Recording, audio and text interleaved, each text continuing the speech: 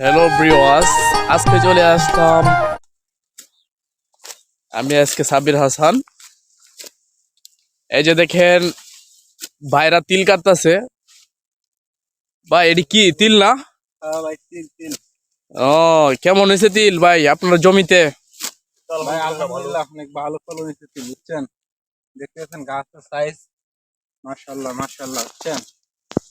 ও অনেক ভালো ফলন হয়েছে ভাই। এবার ধান বুনাই লস খাইছি তো, তাই তিল আল্লাহ দিতে ভালো। আচ্ছা আচ্ছা আচ্ছা।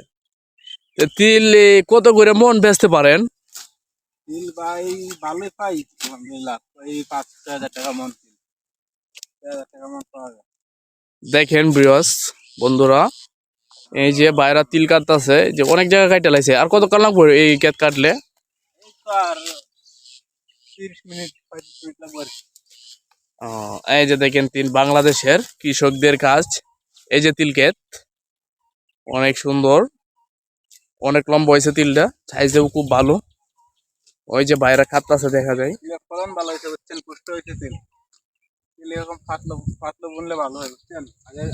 আগের সিজন বুনছিলাম ঘন হ্যাঁ, হয়েছিল, তেমন একটা ভালো হয় নাই। এই সিজন পাতলা পাতলা করে বুনছি, হুম। এই সিজন আলহামদুলিল্লাহ অনেক ভালো ফলন হয়েছে, বুঝছেন?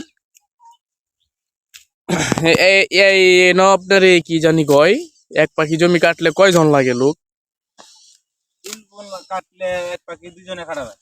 হ্যাঁ, দুজন দুইজন। দুইজন। হুম। ওই যে দেখা যায় দুইজন কাটতেছে, খুবই রিল্যাক্সে। আর কতক্ষণ লাগবে এই জায়গা কাটলে? এই তো কাটতে 35 মিনিট 40 মিনিট লাগবে।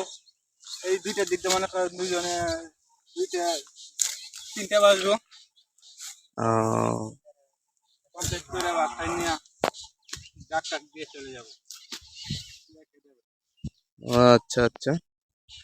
তো বন্ধুরা দেখেন, কৃষি কাজ অনেক কষ্টের একটি কাজ, তো বলার বাহিরে। এই যে বাইরে অনেক কষ্ট করে কাজ করতেছে। তো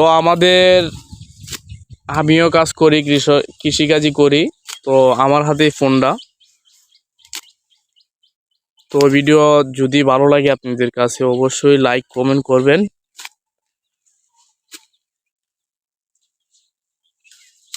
তো সবাই ভালো থাকবেন, সুস্থ থাকবেন।